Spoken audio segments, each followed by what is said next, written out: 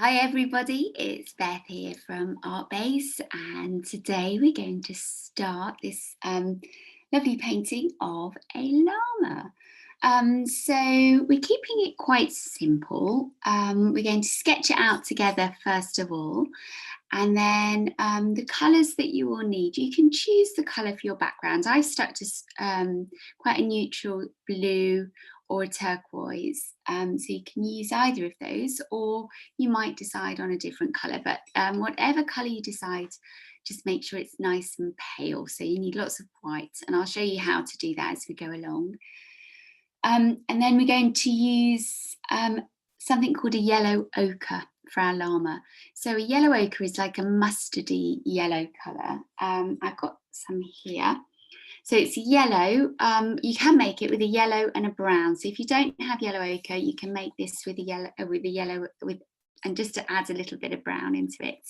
And you should get a very similar shade. So don't worry if you don't have one. And then the only other colours we're going to need are black and white, and then maybe pink and a purple for some lovely flowers in the background. Okay. So if you've got everything ready, we'll make a start today. This session we're just going to cover probably mainly the drawing and the backgrounds, and then next week we will do paint the llama. Okay. So if you've got everything ready, let's get started. So I'll zoom you in, okay, and make sure you can see properly so we can start sketching him out. So I've done this on A3, so I've made him nice and big. Obviously you can, I don't know what size paper you have, but you can choose whatever size. I wouldn't go much smaller than A4 though. A3 is quite a nice size. So I've got my paper portraits today, and we're going to start probably about a third of the way up from the top of the page. So I'll show you the top of the page so you can see roughly where we're starting. So about a third of the way down, and first of all we're just going to sketch out the top of his head. So I'm going to do a little line that comes up and over like that, so you can see roughly how wide the top of his head is. So with my pencil, it's probably, I would say it's probably about 10 centimeters, something like that, if you're working on an A3 piece of paper. So roughly about that. Doesn't have to be exactly the same. And that's the top of the head. So once you've done that line, we're going to bring it down. We'll do the sides of his face now. So we're bringing that line down on both sides. We're going to continue it down, and remember to do nice little lines, very light as you're doing it, just in case you need to rub out. Okay, and then as I'm coming down, I'm just getting a little bit, they're getting a little bit closer together. Can you see? And we're going to continue bringing them down and a little bit closer, and keep going a little bit closer, and then we're going to join them up with a little curve at the bottom. So that's the basic shape of his face. So just have a little go at doing that. It might take a few attempts, and that's fine. It always takes me a few attempts before I manage to get it right. Once you've got that, that's probably the hardest part of the drawing, everybody. So once you've done that, well done, okay? The rest is much easier. So what we'll do, we'll add his ears in next. So we've got the middle of his head just there. We're going to come across a couple of centimetres, and we're just going to continue the top line and curve it up like this. And they're quite tall and straight. They stick up quite a lot. And then they're not quite, so if you were to measure it down, they're not quite as long as the face, but they are still quite long, aren't they? So it's probably a good sort of 8 centimetres. And then you're going to leave a little gap, and then it's almost continuing the line from the edge of his face. Can you see? So continuing that line, and it's just going pretty much straight up. And then as we get to the top, it's curving over a little bit to meet the top of his ear. And if you wanted to, you could get a rubber and just rub that little line out there. Okay, so that's one ear done. He looks a bit strange, doesn't he? So we better put the other ear in. So we're going to go back to the middle and then just come across a little bit and then curve it up, and we'll do it pretty much exactly the same as his other ear. So up, and I'm just trying to keep it level with the top of his other ear, and then we'll bring that pencil line up from the side of the face, up, up, up, until we get to the top of the other one, like that. And then again, let's get our rubber and we can rub that line out there. Okay. So we have got the outline of his face now. And we'll do his neck. So his neck, it's not too, we don't want to make it too narrow. We want to come almost again from the sides of his face. So coming down. Okay, so it's about, his neck is as wide, almost as wide as his face. Can you see? And then we're just going to continue that line just down. And I am going to give him a big long neck. And as we come down, I'm just going to make it a little bit wider at the bottom. It's just going to come out just a little bit at the bottom like that. You can take it off the edge of the page, or you can have a little gap. It's up to you, depending on how your drawing sits on your paper. Okay. So we've got the basic outline now. We can add his eyes and nose and mouth in. So we'll start off with his nose. So I'm going to pop his nose in quite low down. So if you've got your halfway line, and you don't worry about drawing a line or anything, but you've got your halfway line there, a bit wibbly wobbly, and then do another, and then another halfway line between that one and the chin. Okay, that's the top of his nose, okay, on that line there. And we're just going to do a little line, and it goes across, a little dip and then over. And then we're going to bring it down into a bit of a point like that. So it's a bit like a love heart, isn't it? A little bit like a love heart. Okay. So if you did draw lines, just rub those out. You don't need those anymore. Okay, and then we're just going to put a little line coming down from the middle and curve it around on both sides like that. So that curve comes out and it's a little bit wider, isn't it, than his nose. So he's a smiley llama. And then we're going to bring this line, carry on up past the nose. So we've got a little gap of a couple of centimetres either side of his nose. And then I'm going to start bringing it in now. So it's getting closer together. We'll just take it up to about halfway. So up to about halfway up his face. So you might still be able to see little lines if you drew them in. And then his eyes, we will do, so if we track the top of this across to the edge of the paper, we're just going to do a backwards curly curve, quite big. So I would say as big as a cherry tomato, something like that. And then we'll do the same on the other side. So roughly about halfway, we'll do, and this one is like a curly curve, isn't it? Like a letter C, like that on the other side.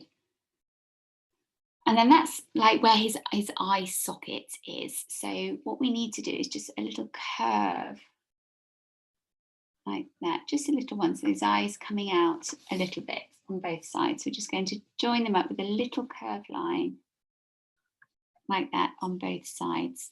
And you don't need to worry about rubbing this out because we're going to paint them black. So we'll just cover that over with paint. So don't worry about colouring in anything because we will be painting this. So you don't need to shade at the moment. And then for his ears, all we're going to do is just a little line that comes up. So a little gap here and then a little line that comes up, and we're following the shape of this line and we're going to take it all the way up to the top like that, and then back down the other side, but it's a little bit closer to the edge, so you can see it's a narrower gap on this side. We'll just take it down to the bottom like that. Okay, we'll do the same on the other side, so leave a little gap, about a centimetre or so, and follow the line up to the top and then back down the other side, but this line is much closer to the edge. Okay. Like that. And we can put a little tongue in between as well. So just under there, we'll just do a little curved line that goes up like that for a little tongue. And that is all the drawing we are going to do, okay, for our llama. The rest we are going to paint. We will add some extra pencil on at the end, but we'll do that in the next session. And then we'll just draw some flowers in the background as well.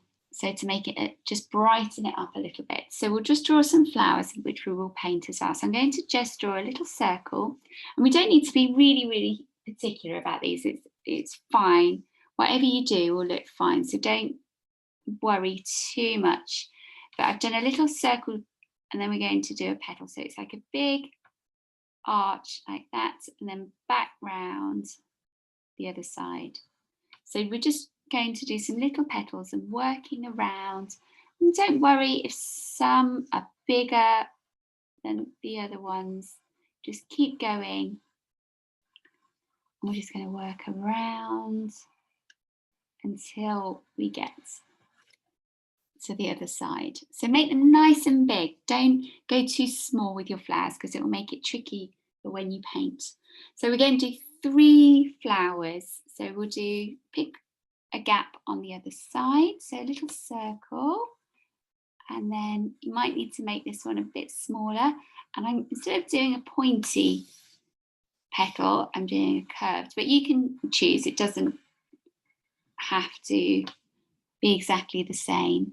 Okay, and then I'm going to pop one up here. I've got a little gap up here, so little circle about the size of a pea maybe, or a bit bigger, and then we'll work around and see how many petals we can get in. I think I've managed to get 6 on each one, but just see how you go, okay?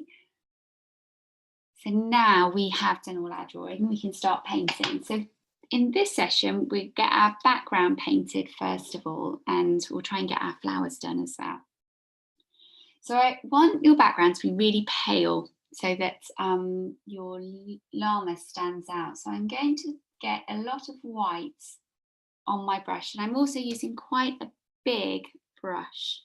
Okay, so I'm going to do like a pale blue or something like that. So when you're working around your flowers, I just make sure it's really nice and pale so that if you do accidentally paint into your flowers, it doesn't matter too much. So I'm putting a little bit of white on first, and then I'm going to just get a tiny little bit of this sort of blue colour. Now it's very bright, so you hardly need any, and I'm popping some on, and then I'm going back to my white, sorry, and I'm working some white back into it, and then we're just working around our llama. So lots of white, and we're working with quite a big brush because we've got a big area to paint. So good couple of brushfuls of white, extra careful around your flower, and then the tiniest little bit of blue. Now if you've got a really bright blue like mine, sometimes it's easier, and you're finding that it's going on a bit bright, you might want to just make up a lighter version of it first before you add it on your paper. So that would mean that you basically just take a big scoop of white, put it somewhere on your palette, little dip of your blue and then mix it round, maybe a little bit more white until you get a paler version. And then that's easier not to end up making your background too dark. So you use that pale version and still a bit of extra white. So white, careful around your flower, and then a touch of your pale blue, blend it in, and you can go in different directions. Sorry, you can't see that, can you? So I just did at the top, just there. So white and a little bit of pale blue,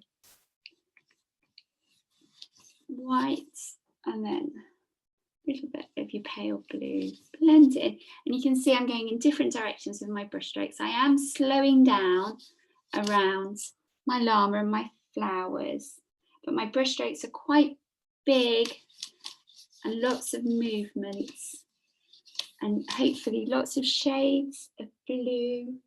So using the white like this, we end up with some lighter bits and some darker bits, and it will take a little bit of time to do this.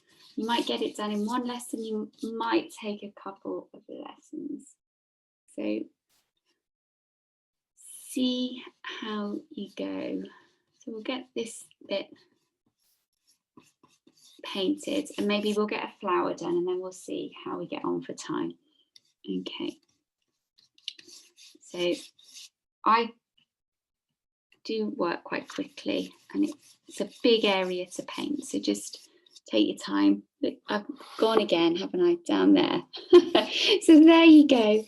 So remember, nice and light with your backgrounds. And then when we do our flowers and make them really bright, you'll see how the flowers stand out nicely. So now I'm going to swap my big brush for a smaller brush so we can paint our flowers. And we're just going to do, I think, we'll just do one first. I'm going to do it pink and purple. If you don't have a pink and a purple, you can choose two other colours. So red and yellow work really well. We might do a red and yellow one. You could do a pink, a blue and a white even. So choose all. We've got oranges, so oranges and yellows or oranges and reds work well together as well. So you see what colours you've got in your paint store. So we'll start off with a pink and a purple. So we'll start off with one petal and we're going to do a little bit of colour blending. So when we blend with paint, we only need tiny little bits of paint on our brush. And I'm going to just work along the centre of one petal first, and then I've still got a bit of paint on my brush, so I might just do a few more whilst I've still got the pink on my brush. So I've probably got enough to do 3. Okay, first of all, you can see I've slowed right down with my painting now, and I'm really going nice and carefully, and I'm painting along the petal. I'm not trying to paint across the petal, I'm painting up through the petal, so I haven't got a straight line. Often when we watch children paint, they paint a line like that and then paint up to it. We don't want that because we don't want it to look stripy. Okay, so we always just painting up the petal, and you see that my edge there is a little bit wibbly wobbly. Okay, so now I'm going to wipe my brush. I don't need to wash it, and I'm going to get the tiniest little bit of purple on my brush. I'm going to start at the point, the tip, and I'm going to come down the edge first of all, like that, and that way I get a nice neat edge. And then I'm going to continue working down, pulling my brush down into that pink. Okay, so just down into that pink bit. And if your pink is still a bit wet, then it will blend in. If your pink has dried a little bit, so I'll show you on this one. So we start from the point and we pull our brush down really nice and carefully pull it down into the pink. Now my pink has actually dried on this one, so it doesn't blend as well. So I'm going to go back and get the tiniest little bit of pink. You can see on the tip of my brush, hardly any. And we're just going to use that pink to help blend the purple into the pink a bit. You just work it in, and that helps to blend those two together. So you don't end up with that stripe, which is what we don't want. Okay. So I'll carry on working around, and we'll do each petal one at a time. So just nice and careful. And the key to blending, everybody, is not a lot of paint on your brush. Tiny little amounts of paint, really controlled and not rushing. Okay, so I'm putting my brush down into the pink. And because my pink's dried, I just wipe that purple off, and we'll just use a little bit of pink just to help blend the pink and the purple together. Okay, so we'll carry on, we'll get this flower done. So pink first. And you can do this obviously with any colours that you've got.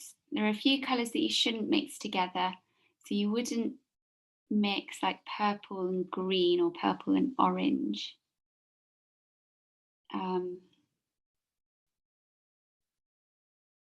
But hot colours are good to blend together, cold colours are good to blend together. And again, you can, white works well with everything.